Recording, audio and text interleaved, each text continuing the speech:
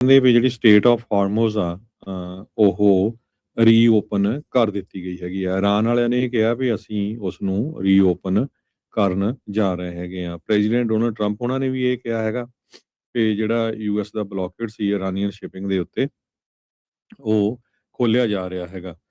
ਉਹਦੇ ਨਾਲ ਇੱਕਦਮ ਜਿਹੜਾ ਆ ਤੇਲ ਦੀਆਂ ਕੀਮਤਾਂ 13% ਡਾਊਨ ਚਲੇ ਗਈਆਂ। ਡਾਓ ਜੋਨ ਇੰਡਸਟਰੀਅਲ ਲਗਭਗ 1000 ਪੁਆਇੰਟ ਉੱਪਰ ਚਲੇ ਗਿਆ। ਕਹਿੰਦੇ ਵੀ ਕੰਪਲੀਟਲੀ ਓਪਨ ਹੋਊਗੀ ਡੂਰਿੰਗ ਦਾ ਸੀਜ਼ ਫਾਇਰ, ਇਹ ਇਰਾਨ ਵਾਲਿਆਂ ਨੇ ਦੱਸਿਆ ਹੈਗਾ। ਬ੍ਰੈਂਟ ਕਰੂਡ ਆਇਲ ਜਿਹੜਾ ਗਲੋਬਲ ਬੈਂਚਮਾਰਕ ਦੇ ਉੱਤੇ 13% ਡਿੱਗ ਕੇ ਇਸ ਟਾਈਮ ਪਰ ਬੈਰਲ ਜਿਹੜੀ ਕੀਮਤ ਆ $86.30 ਹੈਗੀ ਆ। ਤੇ ਸੀਜ਼ ਫਾਇਰ ਦੇ ਨਾਲ ਹੀ ਜਿੱਦਾਂ ਲੈਬਨਾਨ ਦੇ ਵਿੱਚ ਵੀ ਜਿਹੜਾ ਸੀਜ਼ ਫਾਇਰ ਹੋ ਚੁੱਕਾ ਹੈਗਾ ਆ। ਪ੍ਰੈਜ਼ੀਡੈਂਟ ਡੋਨਲਡ ਟਰੰਪ ਉਹਨਾਂ ਨੇ ਕਿਹਾ ਵੀ ਇਜ਼ਰਾਈਲ ਤੇ ਲੈਬਨਾਨ ਵੀ ਆਪਸ ਦੇ ਵਿੱਚ ਉਹਨਾਂ ਦੀ ਗੱਲਬਾਤ ਚੱਲ ਰਹੀ ਆ। ਉਹਨਾਂ ਨੇ ਐਗਰੀ ਕੀਤਾ ਹੈਗਾ 10 ਦਿਨਾਂ ਦੇ ਲਈ ਸੀਜ਼ ਫਾਇਰ ਦਾ। ਸੋ ਸਟਾਕਸ ਇੱਕਦਮ ਉੱਪਰ ਗਏ ਆ। ਨੈਸਡੈਕ ਵੀ ਜਿਹੜੀ ਆ 12 ਦਿਨਾਂ ਦੇ ਵਿੱਚ ਜਿੰਨਾ ਘੱਟ ਗਿਆ ਸੀ ਉਹ ਉੱਪਰ ਗਿਆ ਹੈਗਾ, ਕਿਉਂਕਿ ਇੱਥੋਂ ਲੱਗ ਰਿਹਾ ਹੁਣ ਪਈ ਜਿਹੜੀ ਲੜਾਈ ਆ ਉਹ ਖਤਮ ਹੋ ਜਾਊਗੀ। ਸੋ ਪਰ ਇਹ ਜੋ CNN ਰਿਪੋਰਟ ਕਰ ਰਿਹਾ ਹੈਗਾ, ਕਹਿੰਦੇ ਵੀ ਯੂਐਸ ਦਾ ਜਿਹੜਾ ਕਰੂਡ ਆਇਲ ਆ ਉਹ $73 ਤੇ $67 ਪਰ ਬੈਰਲ ਦੇ ਲਾਗੇ ਛਾਗੇ ਹੈਗਾ।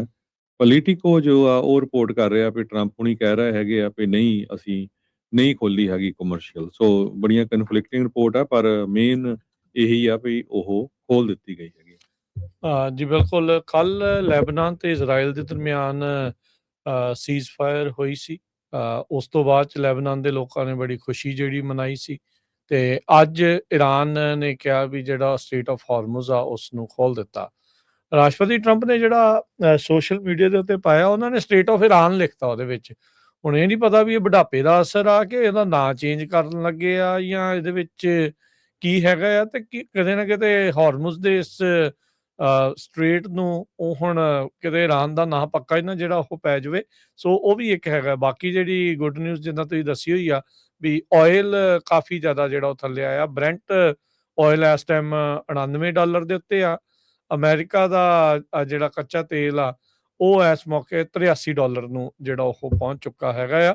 ਸੋ ਵੱਡੇ ਪੱਧਰ ਦੇ ਉੱਤੇ 15% ਤੱਕ 10 ਤੋਂ 15% ਤੱਕ ਜਿਹੜੀ ਗਿਰਾਵਟ ਆ ਉਹ ਦਰਜ ਇਸ ਦੇ ਵਿੱਚ ਕੀਤੀ ਜਿਹੜੀ ਹੋ ਗਈ ਹੈਗੀ ਆ, ਵਿਚ ਇਜ਼ ਅ ਗੁੱਡ ਨਿਊਜ਼। ਸਾਰੇ ਲੋਕਾਂ ਦੇ ਲਈ ਇਹ ਜਿਹੜੀ ਚੰਗੀ ਨਿਊਜ਼ ਇਵੈਂਚੁਅਲੀ ਜਿਹੜੀ ਹੋਊਗੀ।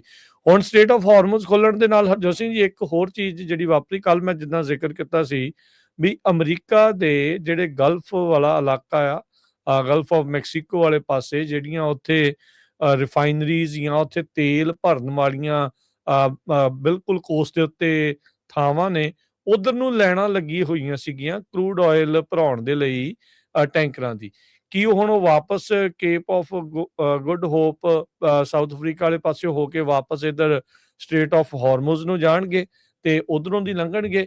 ਇਹ ਮੇ ਵੀ 1-2 ਦਿਨ ਜਿਹੜਾ ਉਸ ਦੇ ਵਿੱਚ ਪਤਾ ਲੱਗੇਗਾ। ਉਹ ਜੇ ਦੇਖਿਆ ਜਾਵੇ ਤਾਂ ਇਹ ਚੀਜ਼ ਜਿਹੜੀ ਕੱਲ ਆਪਾਂ ਤੁਸੀਂ ਵੀ ਜ਼ਿਕਰ ਕੀਤਾ ਸੀਗਾ ਵੀ ਪੀਟ ਹੈਗਸਟ ਦਾ ਬਿਆਨ ਸੀਗਾ ਵੀ ਅਸੀਂ ਫੁੱਲੀ ਲੌਕਡ ਇਨ ਹੈਗੇ ਆ, ਵੀ ਜੇ ਦੁਬਾਰਾ ਲੜਾਈ ਲੱਗਦੀ ਵੀ ਆ ਤੇ ਅਸੀਂ ਰੈਡੀ ਆ ਤੇ ਪੂਰੇ ਫੱਟੇ ਚੱਕਣ ਨੂੰ ਜਿਹੜਾ ਉਹ ਤਿਆਰ ਹੈਗੇ ਆ। ਤੇ ਹੁਣ ਦੇਖਣਾ ਹੋਊਗਾ ਵੀ ਸੀਜ਼ ਫਾਇਰ ਤੋਂ ਪਹਿਲਾਂ ਕੀ ਗੱਲ ਬਣਦੀ। ਕੀ ਰਾਸ਼ਟਰਪਤੀ ਟਰੰਪ ਆਉਂਦੇ ਇਸ ਵੀਕਐਂਡ ਦੇ ਉੱਤੇ ਅੱਜ ਕੱਲ ਦੇ ਵਿੱਚ ਕੀ ਇਸਲਾਮਾਬਾਦ ਜਾ ਕੇ ਪੂਰੀ ਜਿਹੜੀ ਗੱਲਬਾਤ ਆ ਉਸ ਨੂੰ ਸਿਰੇ ਜਿਹੜੇ ਉਹ ਲਾਉਣਗੇ, ਡੀਲ ਜਿਹੜੀ ਉਹ ਬਣਾ ਲੈਣਗੇ? ਇਹ ਹੁਣ ਵੱਡੀ ਜਿਹੜੀ ਗੱਲ ਰਹੇਗੀ। ਇਰਾਨ ਵਾਲੇ ਜਿਹੜੇ ਕਹਿ ਰਹੇ ਆ, ਕਹਿੰਦੇ ਵੀ ਜਿਹੜਾ ਹਾਰਮੁਜ਼ ਦਾ ਪੈਸੇਜ ਆ ਵੀ ਜਿਹੜਾ ਲਾਂਘਾ ਆ ਉਹਨੂੰ ਕੋਆਰਡੀਨੇਟ ਕਰਨਾ ਪਊਗਾ ਉਹਨਾਂ ਦੇ ਨਾਲ, ਇਰਾਨੀਅਨ ਫੋਰਸਿਸ ਦੇ ਨਾਲ, ਜਿੰਨੇ ਵੀ ਜਿਹੜਾ ਉਹ ਲੰਘਣਾ ਆ। ਉਹਨਾਂ ਨੇ ਨਾਲ ਇਹ ਕਿਹਾ ਵੀ ਸਿਰਫ ਕਮਰਸ਼ੀਅਲ ਸ਼ਿਪ ਆ ਉਹਨਾਂ ਨੂੰ ਲੰਘਣ ਦੀ ਇਜਾਜ਼ਤ ਹੋਵੇਗੀ, ਮਿਲਟਰੀ ਦੇ ਜਿਹੜੇ ਵੈਸਲ ਆ ਉਹ ਬਿਲਕੁਲ ਵੀ ਨਹੀਂ ਕੱਢੇ ਜਾਣਗੇ। ਤੇ ਕਹਿੰਦੇ ਵੀ ਇਹ ਰਾਊਟ ਸ਼ਿਪਸ ਉਸੇ ਹੀ ਰਾਊਟ ਥਾਣੀ ਜਾਣਗੀਆਂ ਜਿਹੜਾ ਇਰਾਨ ਦੇ ਦੁਆਰਾ ਡਿਜ਼ਾਈਨ ਕੀਤਾ ਜਿਹੜਾ ਉਹ ਹੋਊਗਾ। ਸੋ ਕੀ ਇਹਨਾਂ ਨੇ ਚੁੰਗੀ ਤਾਂ ਨਹੀਂ ਲੈਣੀ ਸ਼ੁਰੂ ਕਰ ਦੇਣੀ ਦੁਬਾਰਾ, ਜਿਹੜੀ ਇੱਕ ਵਾਰੀ ਵਿੱਚ ਜਿਹੜੀ ਇਸ ਦੇ ਵਿੱਚ ਹੋਈ ਸੀ? ਸੋ ਇਹ ਚੀਜ਼ ਜਿਹੜੀ ਹੋਊਗੀ।